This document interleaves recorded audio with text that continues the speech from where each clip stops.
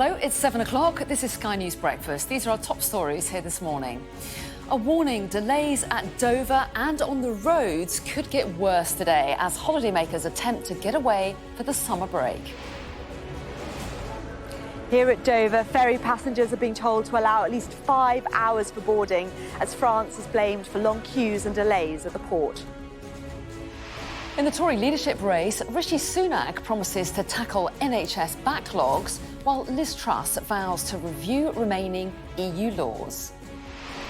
Steve Bannon, a long-term ally of Donald Trump, is convicted after refusing to cooperate with the investigation into the storming of the Capitol. Millions of tons of grains will be exported from Ukraine again after a landmark deal is agreed with Russia. How'd you find me? You make a lot of noise. Hey.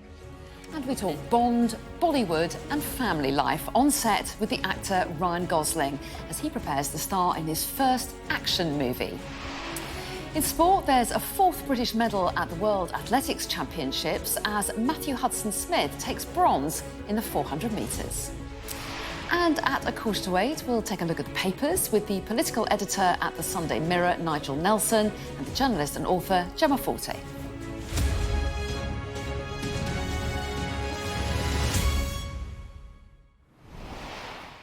Hello and a very good morning to you. Welcome to Sky News Breakfast.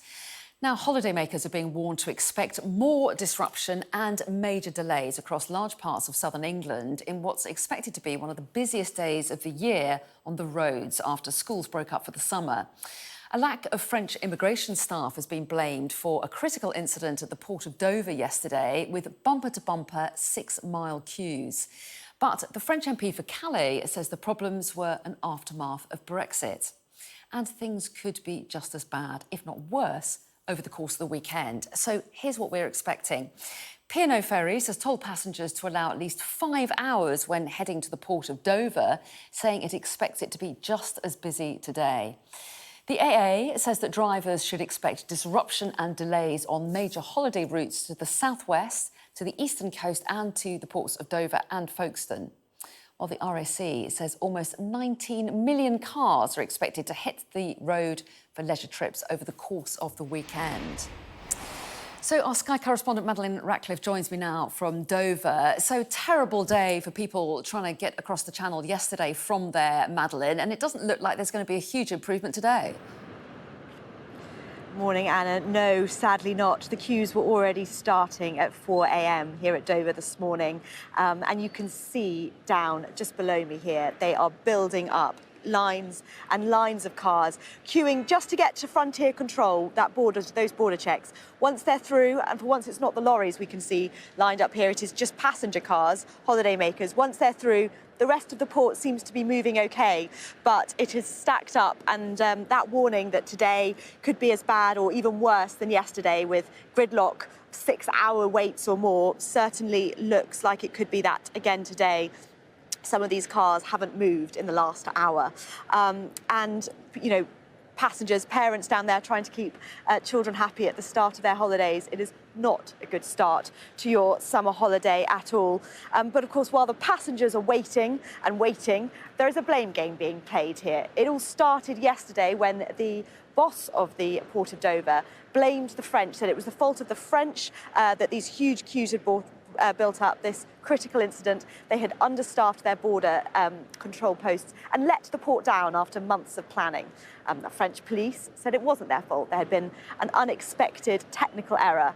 But that prompted an intervention from the Foreign Secretary, Liz Truss, who has called these delays both avoidable even and appalling. And she has demanded that the French take action to increase their staffing, saying she will work with them to find a solution. The Transport Secretary, Grant Shapps, has also said he's going to work with the French, but it has prompted a backlash. The French MP for Calais has said this is a result of Brexit. The port of Dover is not big enough, they said, and this is a Brexit dividend, effectively. We know that those passport checks do take longer now, post-Brexit. There is more to do. But whether it's understaffing or passports, it doesn't make much difference for the people who have to wait, and there's no sign of an end to that backlog. Indeed, really tough for those people heading to Dover. Let's hope that the experience is slightly better for them today. Madeleine, thanks very much indeed. Well, let's turn to the race for number 10 now. And Rishi Sunak will make his first major speech since reaching the final two of the Tory leadership election later today in Grantham, Margaret Thatcher's hometown, of course. The former Chancellor will be setting out his plans to tackle the NHS backlog as he vies to win the votes of party members. Well, I'm joined now by Health Minister and Rishi Sunak supporter Maria Caulfield. Very good morning to you. I want to come on to Rishi Sunak's plans for the NHS in just a moment, but first I wondered if I could get your reaction to those scenes there at Dover that we were just hearing about. P&O ferries telling people heading there today to again allow at least 5 hours to try to get through those queues. I just wondered what your reaction was to that and tell us what the government is trying to do about it. Well, it's obviously very frustrating for passengers and for freight as well that there's such delays, and for the people of Dover as well, because they're often having to live with these long queues. And it is frustrating if French authorities haven't got the border control staff that are needed at the Dover side. And I do understand that they've also been hit by technical difficulties as well. But I'm welcoming the fact that Grant Shapps is in talks with them, is trying to get it resolved, because we want to make sure that passengers at the start of the summer holiday season are able to get away in a timely fashion. I've got a port myself in Newhaven. We're not experiencing these delays, so it does seem to be something that's quite specific to Dover. OK, well, let's move on then to Rishi Sunak's plans for the NHS. He wants to tackle the backlog and has pledged, hasn't he, that 1 year waits will be eliminated by September 2024. That's bringing forward that target by 6 months. But there's been a lot of doubts in the NHS that original target could be reached. So is it really feasible, him saying that? Well, if you look at the work we've been doing around the backlog, remember, COVID really cut down any routine care for almost 2 years. So we've got a backlog, people waiting for surgical procedures, but also people waiting for investigations as well. And the 2 year waits, we had around about 23,000 people waiting for procedures over 2 years. We got those down this month, so we are on track. It's the 18-month and the year waiters now that we're really focusing on. They're a bigger group of people, but that's why I welcome the intervention by Rishi, because it is going to need a concerted effort. We're seeing right now at the moment in the NHS winter time pressures, because while, as you saw in Dover, people are going on holiday now, they're back to work, they're back to school, COVID is still with us, and we've seen really high numbers of COVID in our hospitals, people in with COVID or because of COVID, and that is putting pressure on the system to deal with some of the elective backlogs. We're still on track to do that, but any intervention such as a task force to help us deal with that backlog can only be welcomed.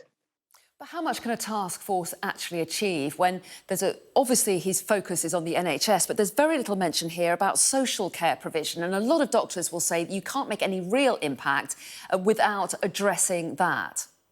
Well, we saw with the COVID vaccine just what a task force can do. It turned this country into one of the leading countries in the vaccine rollout, and particularly across Europe. So a task force actually can have a significant impact. And with elective procedures, increasing our centres, diagnostic centres to 200 will significantly make an impact, because we've already, with our 90 that are open right now, delivered over 1 million tests. And they're the sorts of things like X-rays, CTs, ultrasounds, biopsies. To increase that to 200, as Rishi's planning, will have a significant effect. An elective... Sorry to interrupt, but just what about the issue of social care provision? Because a lot of doctors will say that you need to be able to try and get medically fit patients back at home, and they need support there. And if you haven't got social care provision, you can't free up those beds, and that will make a massive difference, wouldn't it? So where's the mention of social care in his plans?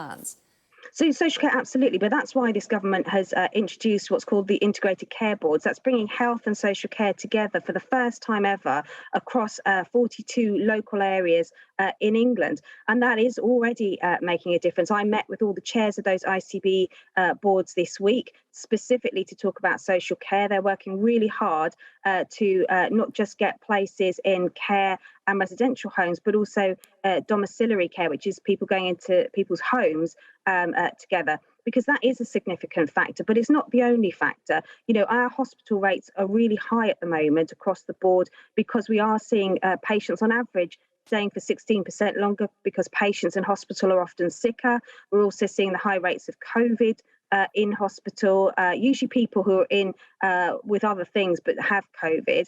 And we're racing with high vacant absence rates from staff. We've got about a 6% absence rate across the NHS at the moment, again, because of COVID. So there are multiple factors. Fixing just one of them will not get the solution that we need. And that's why a task force is essential to look at all of those factors in the round. What about the issue of recruitment and retention of doctors? That seemed to be crucial, isn't it, to the smooth running of the NHS? And there are a lot of doctors that would say at the moment that the NHS pension rules at the moment mean that it's more financially attractive often to quit working than to continue practising. Is that being addressed by Rishi Sunak? Well, absolutely. I mean, obviously, the pension rules, when I speak to doctors, do have an impact for high earners. They reach a certain level and then they are hit by those pension rules. But it is more than that. You know, we are recruiting. We've had 4,000 more doctors in the NHS this year. We've got all our places with medical students being filled. We've announced recently the apprenticeship route into medical training so that students can earn and learn while they're studying. So retention is a really important part, but it's not the only factor. We are recruiting more doctors and nurses into the NHS, and we are seeing the difference that is making. Rishi Sunak, according to the polls out yesterday from YouGov, is a fair bit behind amongst party members, behind Liz Truss. He's got a long way to go. How much difference do you think these plans will make? Well, I think, seeing the plans that he has for the economy, for immigration, for the NHS is really important. And I would say on the doorstep, when I'm knocking in my constituency, the two big issues are the cost of living. And Rishi has got a really good track record on supporting people through the cost of living pressures we're facing right now. But the second issue is the NHS. People do want to be able to see their GPs more easily. They do want to be able to get a dentist appointment. If they're on the waiting list, they want to get their treatment sorted as quickly as possible. So knowing that it's his three priority areas, I think will make a difference to people. And also, if you look at the polling, Rishi is the only one on the polling that can beat Keir Starmer. And I think for right? Conservative members, polls are mixed elections on that, aren't they? Sorry to interrupt. Well, no, it's very clear. Consistent polling has shown that Rishi would beat Keir Starmer in a general election. And for Conservative members, that is the ultimate kind of ambition, is to keep winning both in local elections next year, but in a general election when it comes. OK, well, Maria Caulfield, we appreciate your time this morning. Thanks very much indeed for talking to us. Thank you. Well, our political correspondent Rob Powell was listening in there. So, Rob, interesting, Rishi Sunak making the NHS one of his main focuses as he kicks off this two-horse race. Yeah, I think so far Rishi Sunak hasn't put much sort of new policy, if you like. A lot of it has been based on his previous achievements, previous policies while in the Treasury, while Chancellor. I think now there is a sense that because ballot papers will start being delivered to Conservative members the week after next, so potentially could be voted, they could return their ballot papers and they can vote from the beginning of August. Really, it's the next 10 days that Rishi Sunak has that are most important to try and change minds and to try and level this race a little bit. So that is why today he is going to Grantham in Lincolnshire, Margaret Thatcher's hometown, and he's going to talk about putting the government, the country, on a crisis footing if he goes into Downing Street to deal with national emergencies around the economy, around migration, but also around the NHS. And that's what he's going to talk most about today. And you touched on some of the ideas there with Maria Caulfield about new diagnostic centres and surgical hubs and a task force as well. As you pointed out to her, I think the big issues are going to be having enough people to work in some of those hubs and also freeing up beds by potentially allowing people to move out into social care settings. On that question of polling, you pointed out to Maria Caulfield that actually more recently some of the polls look a little bit tighter, and that is correct when it comes to Rishi Sunak and Keir Starmer. There was one out a day or two ago from Redfield and Wilton Strategies that I've got here where people are asked which of the following individuals do Britons think would be a better Prime Minister for the United Kingdom, and Rishi Sunak comes out below Keir Starmer, but Liz Truss actually does better in that. So it's not necessarily completely clear-cut that Rishi Sunak is the only candidate that could beat Keir Starmer. At the moment, there is some evidence that actually Keir Starmer is looking in a good position against both of them. Of course, as well, Liz Truss will be out and about today. She's talking about repealing Brexit rules and pitching herself as the Brexit delivery Prime Minister. So both candidates, I think, know that the next 10 days will be crucial and are getting some of their big policy promises out there. Indeed, and we'll hear lots about them this weekend. Rob, thanks very much indeed. And just a reminder that a head-to-head is going to take place here on Sky News in a live televised debate between those two candidates. Kay Burley is going to be hosting that programme on Thursday, the 4th of August, and it's at 8 p.m. Now, one of Donald Trump's closest allies and influential former advisor faces being sent to prison for up to 2 years after he was convicted of refusing to cooperate with an investigation into riots at the US Capitol.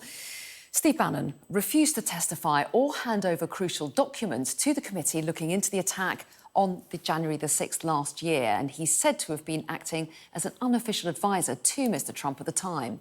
Sky's Sally Lockwood reports from Washington. Steve Bannon is the first of Donald Trump's inner circle to be convicted as a result of investigations into the attack on the US Capitol. What did you think of the hearing last night, sir? More show trial.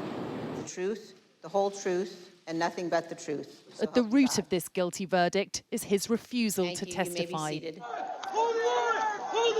In Thursday's explosive evidence, we learned that while the Capitol was under attack, Donald Trump was refusing to call off the mob, instead watching the riot unfold on television from a dining room in the West Wing.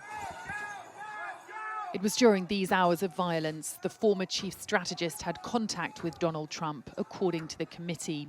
And he declared this on his radio show after speaking to the president the day before. All hell is going to break loose tomorrow. It's all converging, and now we're on, as they say, the point of attack, right? The point of attack tomorrow. I'll tell you this, it's not going to happen like you think it's going to happen. Steve Bannon now plans to appeal his guilty verdict. We may have lost a battle here today, but we're not going to lose this war. You will see this case reversed on appeal. You will see all of these resources, 3 federal prosecutors, 4 FBI agents for misdemeanor, are being wasted. We don't yet know if criminal charges will be brought against Donald Trump or those in his orbit following the January the 6th hearings. But Steve Bannon is already facing prison time for simply failing to comply. Sally Lockwood, Sky News, Washington. Ukraine's President Volodymyr Zelensky has welcomed a deal between Russia and Ukraine over grain exports, saying it's another sign his country can withstand the war. In the most significant agreement involving the warring parties so far, Russian and Ukrainian officials signed deals with the UN and Turkey to resume grain exports through the Black Sea to help avert a global food crisis. About 20 million tonnes of last year's grain harvest will be exported. This year's harvest, which is already being harvested, will also be available for sale. These are farmers' incomes, the entire agricultural sector and the state budget. These are jobs and funds for planting next year. We already have about $10 billion worth of grain. Also making the news this morning, at least 13 people, including a 12-year-old child, have been killed in clashes between competing militias in Libya's capital, Tripoli. It's the latest escalation to threaten the relative peace after nearly a decade of civil war. A mother and her long-term partner have been found guilty of murdering her 15-year-old son. Sebastian Kalinowski was killed after a campaign of torture at his home in Huddersfield. His mother, Agnieszka Kalinowska, and her partner, Andrzej Lataszewski, will be sentenced later this year. Thousands of GCSE and A-level results could be delayed after staff at the exam board AQA announced a 72-hour walkout over pay. Unison members will strike for 3 days from next Friday, with the union warning that action could escalate unless talks are reopened. Now then, we're going to take a look at what the weather's up to this weekend now. Warm memories wherever you go. The weather, sponsored by Qatar Airways. Now, there's wind and rain in the weekend forecast as low pressure crosses the country. The southeast will be mostly fine, however, and it'll become warmer for many, with temperatures in the mid-20s Celsius on Sunday, with a potential high of 29 degrees Celsius.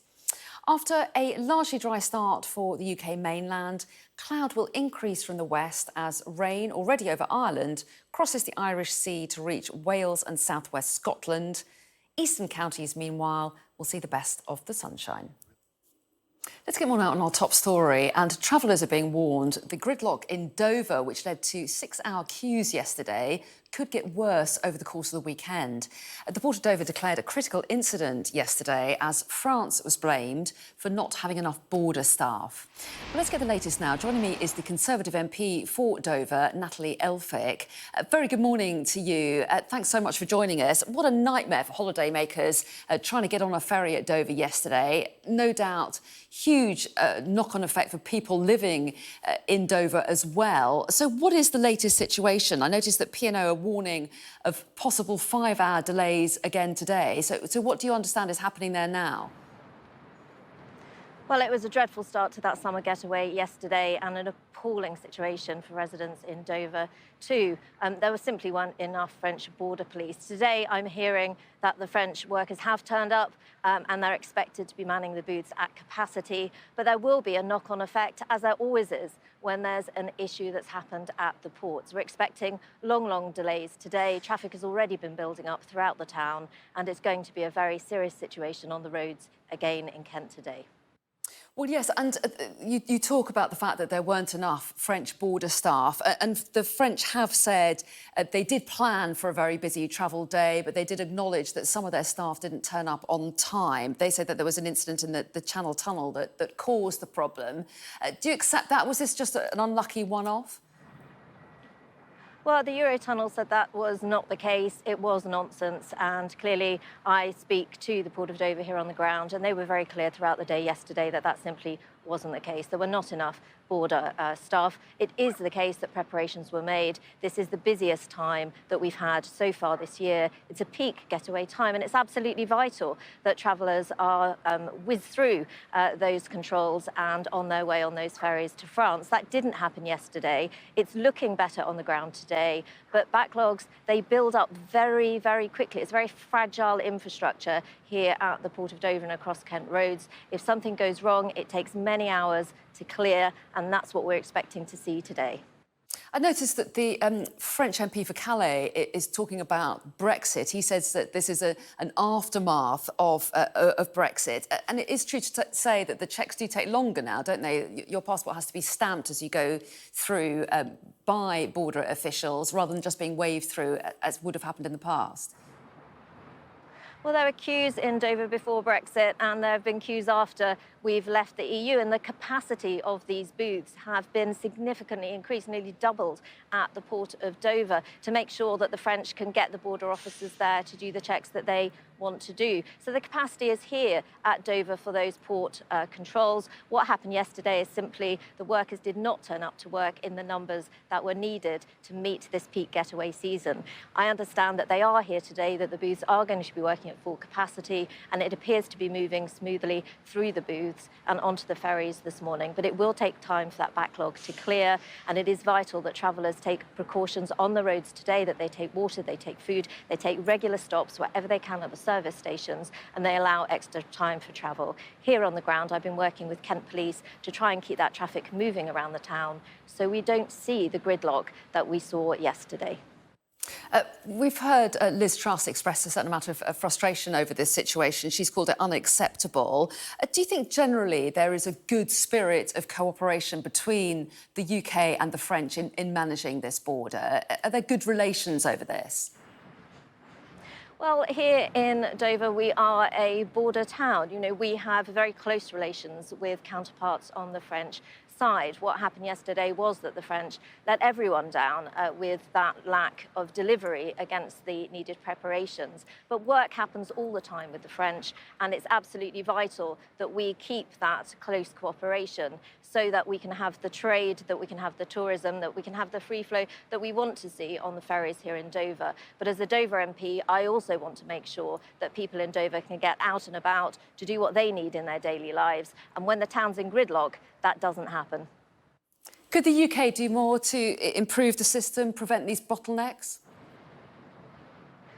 Well, the system is very fragile on the roads here, and I've been calling for a long time for investment in not just the roads here, particularly on the A2, which is part of the National Road Improvement Programme, but also to have lorry parks and check-in facilities so that we can take some of that traffic off the roads and take the pressure off it. You know, this is an incredibly successful port, and Dover is an incredibly successful town. We want to see that success continue for both the port and the town to grow, and for that to happen, we must invest in our border infrastructure. That means investing here at the Port of Dover and investing in the Kent roads right across the county too. Could this situation get worse in the future? There are plans for the Schengen zone, the European Schengen zone, to introduce biometric tests. That's going to slow things down even more, isn't it? There are new biometric tests coming in, and again, there's been considerable work on how those are going to be accommodated. It just underlines the importance as we go forward to make sure that there is investment in new border facilities that will allow these checks to be made, and lorry parking to ensure that hauliers can have their rest breaks in the right way if they are going to get caught in traffic. And fundamentally for me here in Dover is making sure that those traffic systems are robust enough so Dover doesn't go into gridlock and residents can get out and about in their daily lives, along with the port traffic being able to get smoothly through to the port. Well, yes, and we keep our fingers crossed for the residents of Dover, but also all those queuing up to get their ferry this weekend. Natalie Elphicke, MP for Dover, thanks very much indeed. You're watching Sky News Breakfast. Do stay with us. Coming up, we're going to take you through the front pages with the political editor of the Sunday Mirror, Nigel Nelson, and the journalist and author, Emma Forte. That's coming up next.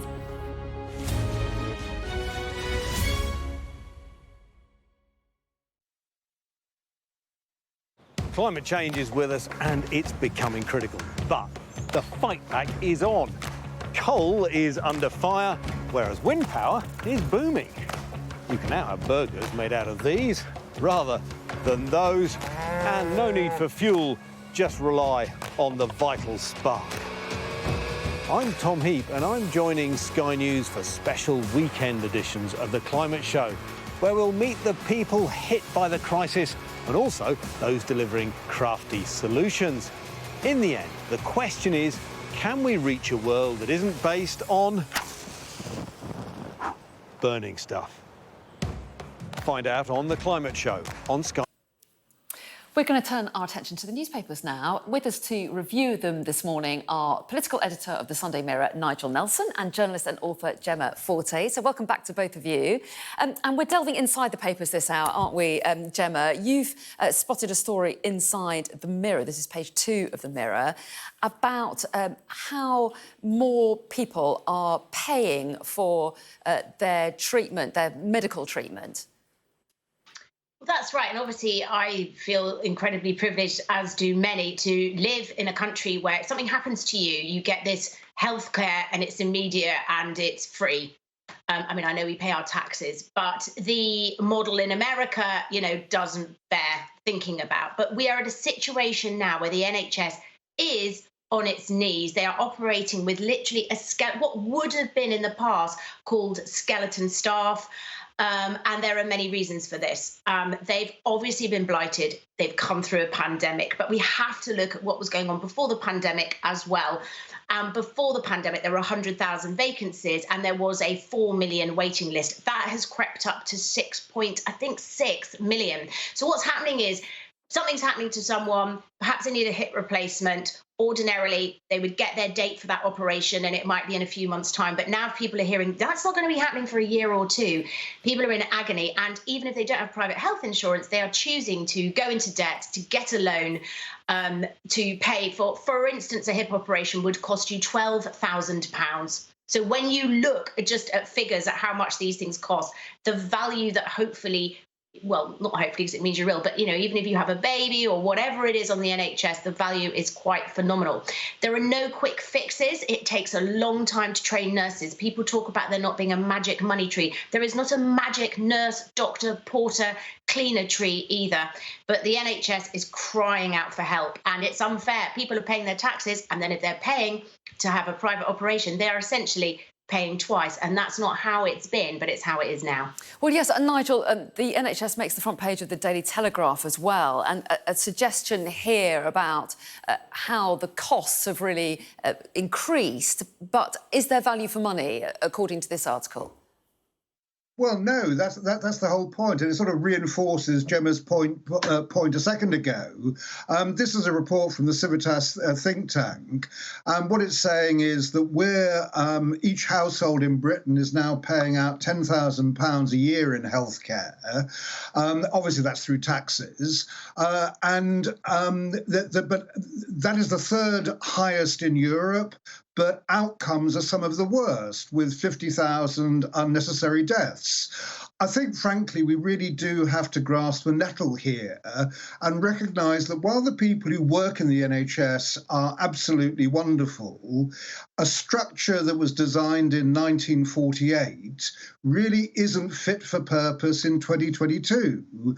And that's why the whole basis of the NHS needs some fundamental reform. Well, yes, and it's something, Nigel, that Rishi Sunak is focusing on today. He's doing a speech later this morning. He's talking about some of the big emergencies facing the country, and he highlights the NHS as one of them. As far as the leadership contest goes, is that a good way of reaching the party members, do you think? Yes, I mean, I think that the key things at the moment are obviously, number one is the cost of living crisis, and number two certainly must be how we actually get the NHS, as Gemma just put it, which is on its knees, back on its feet again. So, yes, it is a good area, and it's not just a matter for the party membership. This is going to be a crucial subject for the next general election. Well, yes, and Gemma, what do you make of this? Because here's Rishi Sunak saying this is a real problem, the NHS, and yet he and his contender, Liz Truss, have both been in government for many years in senior positions. Is that a difficult argument to make, do you think? I think so. And the thing is, I think a lot of this has been deliberate and badly managed and quite negligent, because if you look at 2010, i.e. before the Tories got in, satisfaction levels were at their highest and the cost per person was around the £3,500 mark, compared to, in America with the private health model, £7,500, where satisfaction levels were entirely low. In 12 years, they've managed to flip that, and it's almost like many people within that cabinet want to head towards a private model. So we have to be careful at looking at why we have got where we are, and not perhaps saying it's not fit for purpose, but perhaps it has been deliberately run down with austerity as well. It's been picked at like a carcass until there's nothing left and it can't cope. But I would certainly say that the people within it would have that view. OK, that's an interesting take on it. OK, Gemma, you've spotted a story inside the Star. We've heard a fair bit about various strikes going on. Now, an exam board is proposing a strike, and it could affect when students get their results. Is that right? I know, and it is so. I mean, teenagers have had the worst few years. I have to. So my heart goes out to them, because they've just, to be isolated at that age particularly was incredibly difficult, and the sort of repercussions socially and so on when it's all ended has been something to get our heads around. And now to have perhaps their exam results delayed is going to be really horrendous for them. But that said, nobody goes on strike for a laugh. Nobody goes on strike because they feel like it. I really don't believe that is true. I think all workers who consider strike, it is a very, very last resort. And the people who are considering striking here are people with families and with bills to pay. And obviously with inflation rising to whatever it is at the moment, I think 9%, and everybody in the public sector suffering a real terms pay cut, I understand. So it's horrendous for the kids that they have to suffer. But I also have huge sympathy for people who are genuinely panicking about how they can afford to live. And again, you know, if you wanted to give every single public sector worker a 10% pay rise, you'd need to find 20 billion, okay? Well, we're about to pay a Brexit bill for 42 billion, you know. It's just incredibly unfortunate. Or there's 35 billion that goes on tax avoidance. And so you can understand workers' frustrations, and it's building up. And it's like, hang on a minute, you know, I've had enough. You know, MPs get pay rises and so on. So there's a lot of discontent about. Well, yeah, I mean, Nigel, how does the government approach this? Because they keep arguing that giving these you know, pay rises to match inflation is in itself inflationary and it would make the matter worse. But that's no consolation for anybody who's essentially getting a cut at a time when their bills are going up. It's how do they get through this? No, you're absolutely right. And if you actually do give pay rises at or above inflation, it just enhances inflation. However, the examiners are being offered 3%, and 3% just isn't good enough. I mean, you've got inflation, as Gemma just said, going up to 9% now, probably 11% by the end of the year. So what I'd like to see, and I think this applies both to the private and the public sector, is not pay rises of 3%. What we should be looking for is somewhere halfway at 5 or 6%. And that probably would stave off the industrial unrest that the whole country is beginning to suffer from. Nigel, I'm going to stick with you because you want to talk about a double-page spread in the Mail today about how Boris Johnson was pushed out of the top job. So what's this article saying? Well, this is an Andrew Pierce piece, which is a kind of anatomy of how Boris fell. A lot of it we know already, but some of the interesting bits there are how much the Boris camp thought Rishi Sunak was plotting against him and had been for some time. So it was indications like Rishi Sunak stopped turning up for private meetings with the Prime Minister, which was something that they did quite frequently. And at that point, Boris Johnson actually suspected that his Chancellor was trying to plot against him, which has turned out to be true. What I find interesting about this is that, the Mail is a Liz Truss supporting paper, but if this turns out to be true, it will do Rishi Sunak's chances no good whatsoever with the Conservative Party membership, who are pretty angry that Boris Johnson was brought down the way he was. And if it turns out that Rishi Sunak had been plotting this for some time, I think that will lose him votes. Interesting. It's going to be there's going to be a lot of column inches written about this period, aren't there? And especially over the weeks ahead with the leadership contest. I'm sure we'll be talking about it again. But for the moment, we're going to say goodbye. But I'll see you again in the next hour. And Nigel and Gemma, thanks very much indeed. Do stay with us. Top stories coming up next.